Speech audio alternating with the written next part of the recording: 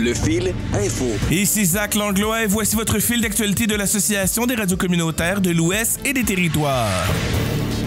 Les Saskatchewanais recevront la remise canadienne sur le carbone selon Justin Trudeau. Le premier ministre du Canada, Justin Trudeau, affirme que les habitants de la Saskatchewan continueront à bénéficier de la remise canadienne sur le carbone, même si la province refuse de percevoir la taxe carbone fédérale sur les factures de gaz naturel. Lors de son passage à Saskatoon, Justin Trudeau a indiqué que l'Agence du revenu du Canada dispose des moyens nécessaires pour récupérer les sommes dues par le gouvernement saskatchewanais. Au début de l'année, le gouvernement de la Saskatchewan a arrêté de percevoir la taxe fédérale sur le chauffage domestique après qu'Ottawa eut accordé une exemption de la taxe pour les maisons chauffées au mazout dans certaines provinces. Cette décision du gouvernement saskatchewanais va à l'encontre de la loi fédérale. Le ministre fédéral de l'Environnement et du Changement climatique, Stephen Guilbeault, n'a quant à lui pas donné de détails sur la manière dont l'agence fédérale allait recouvrer les fonds du gouvernement saskatchewanais. Initialement, Ottawa avait laissé entendre que les rabais accordés à la Saskatchewan dans le cadre de la remise canadienne sur le carbone pourrait être remis en question, mais ce n'est désormais plus le cas. Selon Justin Trudeau, la plupart des Canadiens reçoivent davantage en remise qu'ils ne paient en taxes sur le carbone. Dans le cadre du programme de garantie de prêts pour les Autochtones, Ottawa accordera jusqu'à 5 milliards de dollars en garantie de prêts pour les communautés autochtones qui souhaitent devenir propriétaires de ressources naturelles et de projets énergétiques. Ce financement, qui a été annoncé la semaine dernière dans le budget fédéral 2024, vise à aider les Autochtones à réaliser leurs priorités en matière de développement économique et à contribuer à créer de nouvelles possibilités économiques. Le gouvernement libéral accordera également une enveloppe de 390,4 millions de dollars à la construction et la rénovation d'établissements de santé.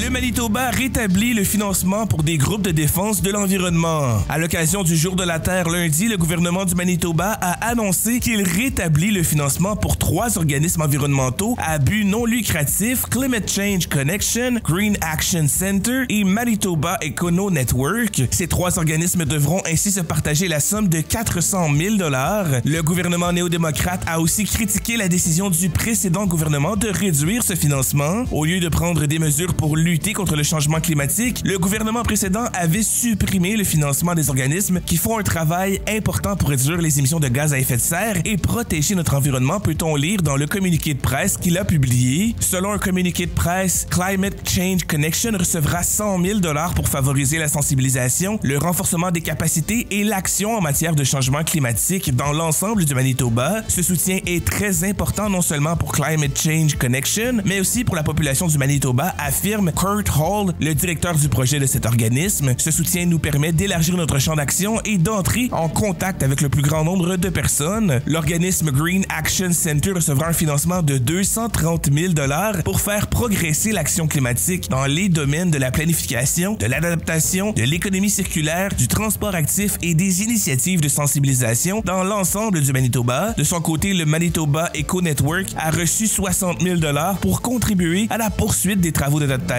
au climat dans les quartiers défavorisés de Winnipeg dans le cadre du projet Climate Safe Green City. Et Lindsay Robinson, président du conseil d'administration du Manitoba Eco Network, espère que ce soutien financier ouvrira la voie à de nombreuses possibilités de collaboration entre la communauté environnementale et le gouvernement.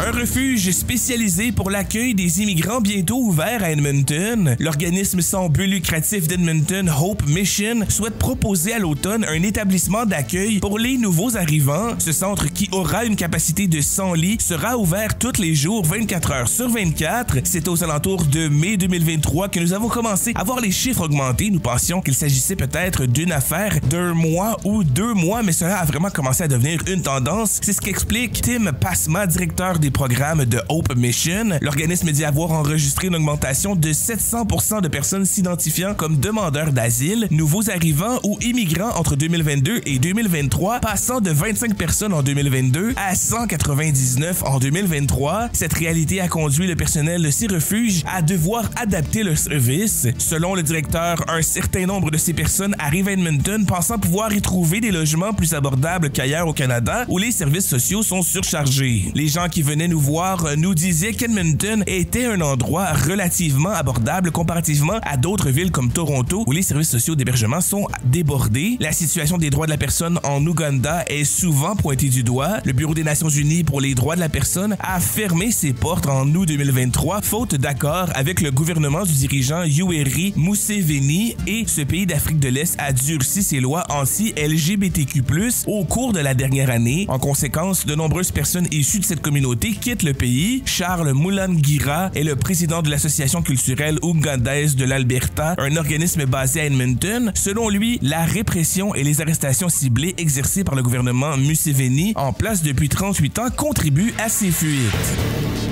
La Colombie-Britannique fixe la date du 29 novembre pour la transition policière à Surrey. Le gouvernement de la Colombie-Britannique a fixé au 29 novembre la date à laquelle le service de police de Surrey prendra la relève de la Gendarmerie royale du Canada en tant que force policière de la ville. Le ministre de la Sécurité publique et solliciteur général de la Colombie-Britannique, Mike Farnworth, a affirmé que la Gendarmerie royale du Canada de Surrey continuera de fonctionner et de fournir un soutien après la transition officielle, mais que la police fédérale déterminera le type de soutien qui sera offert. M. Farnworth a précisé que la transition s'effectuera dans le cadre des procédures provinciales et fédérales existantes et qu'elle ne nécessitera aucune modification des règles. Norm Limpinski, chef du service de police de Surrey, affirme que le service municipal compte actuellement 428 employés, dont 367 agents assermentés, et que les embûches s'accéléreront maintenant que l'annonce de la date de la transition est connue. M. Farnworth a précisé qu'il existe un accord entre la Gendarmerie royale du Canada et la municipalité pour le maintien de 834 gendarmes à Surrey et que la Gendarmerie royale du Canada sera redéployée au fur et à mesure que le service de police de Surrey embauchera des agents. Dans un communiqué publié mardi, la Chambre des commerces de Surrey a demandé au gouvernement provincial de reconsidérer son approche à l'égard de la transition qu'elle juge précipitée et d'accorder la priorité au maintien de l'efficacité des services de police de la Gendarmerie royale du Canada à Surrey. Cette année, Brenda Locke,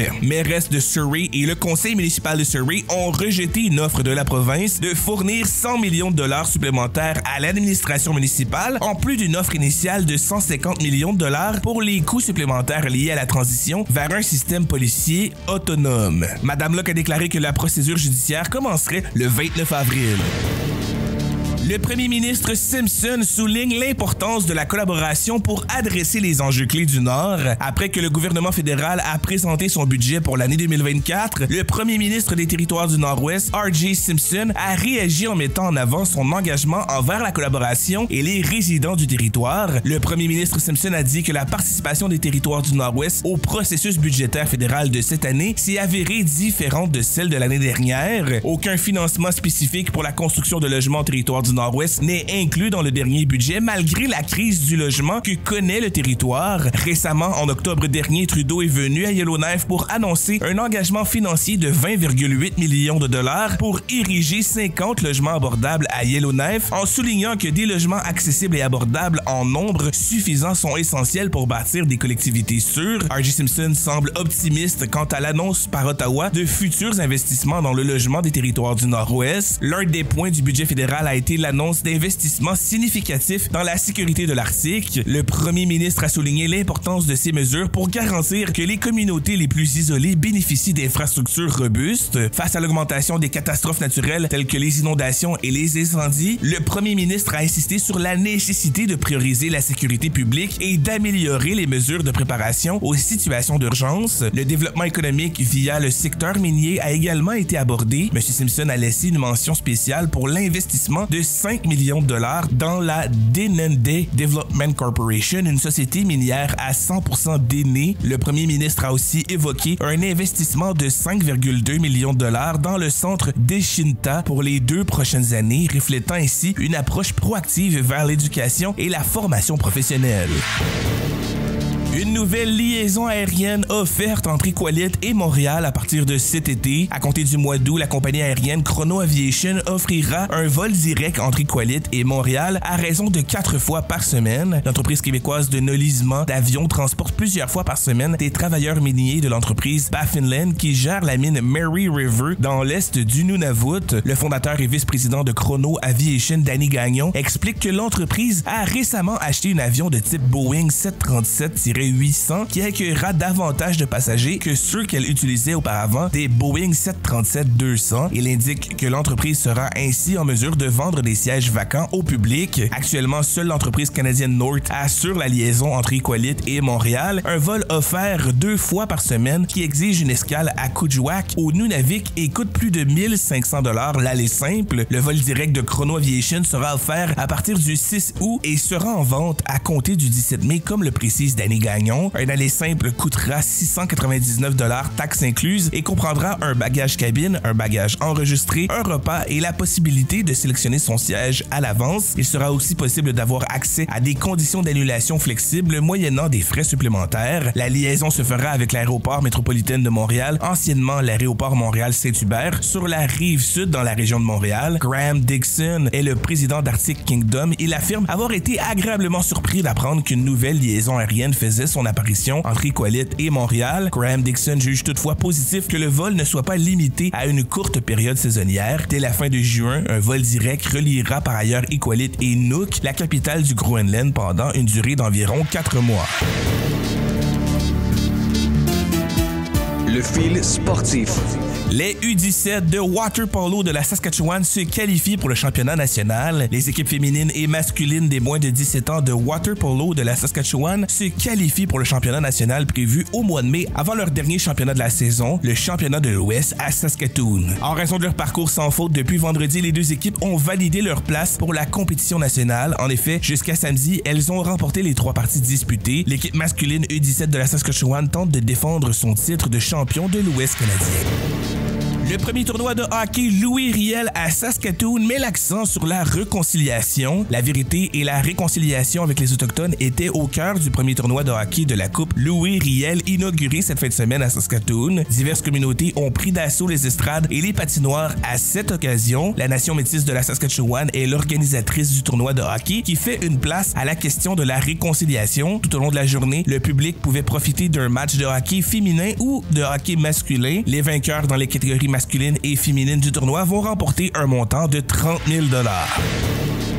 Josipa Kafadar et Skyler Park seront des Jeux olympiques de Paris. Taekwondo Canada et le Comité olympique canadien ont confirmé mardi que Josipa Kafadar et Skyler Park participeront aux Jeux olympiques. Kafadar, originaire de Burnaby en Colombie-Britannique, combattra dans la catégorie des moins de 49 kg. Park de Winnipeg au Manitoba le fera chez les moins de 57 kg. Cette dernière s'est qualifiée grâce à sa 3e place au classement mondial à la fin de l'année 2023. Elle se trouve désormais au 4e échelon. L'athlète de 25 ans en sera à une 2e présence. La Manitobaine de 24 ans a pris part à ses premiers Jeux en 2021. Elle avait atteint les quarts de finale et pris le 9e rang à Tokyo. Lekonen et l'Avalanche égalisent la série contre les Jets de Winnipeg. Arturi Lekonen a inscrit 2 points et l'Avalanche du Colorado a gagné 5-2 contre les Jets de Winnipeg mardi pour cette série de premier tour à 1 gain de chaque côté. Le Colorado a pris les commandes avec 3 buts sans réplique dans la seconde moitié de la 2e période, à commencer par le filet de Arturi Lekonen. Miles Wood, Zach Parise, Josh Manson et Valérie Nichushkin avec un but dans un filet désert ont également marqué pour l'Avalanche. Alexander Gorgiev a effectué 30 arrêts pour le Colorado après un premier match où il a permis 7 buts en 23 tirs. Les hostilités reprendront vendredi soir à Denver. Marco Arop ouvre sa saison avec une victoire. Le Canadien Marco Arop, champion du monde aux 800 mètres, a remporté sa première course de la saison samedi à la Diamond League de Xiamen en Chine. En tête dans la dernière ligne droite, le Canadien a résisté de justesse à l'attaque du Kenyan Wildlife Kinyamal. Après vérification de la photo témoin, Arop, originaire d'Edmonton, a croisé le fil en 1 minute 43 secondes et 61 centièmes contre 1 minute 43,66 centièmes pour Kinyamal. Le Botswanais Chepizo Mazalela a complété le podium en 1 minute 43 secondes et 88 centièmes.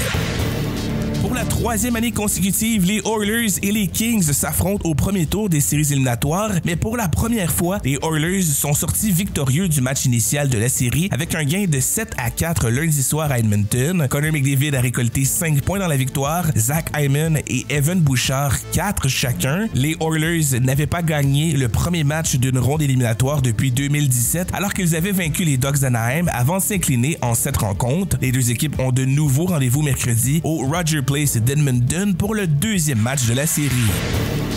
Ce fil d'actualité est produit par l'ARCO en collaboration avec Boréal FM en Alberta. Ce projet est financé par Patrimoine canadien.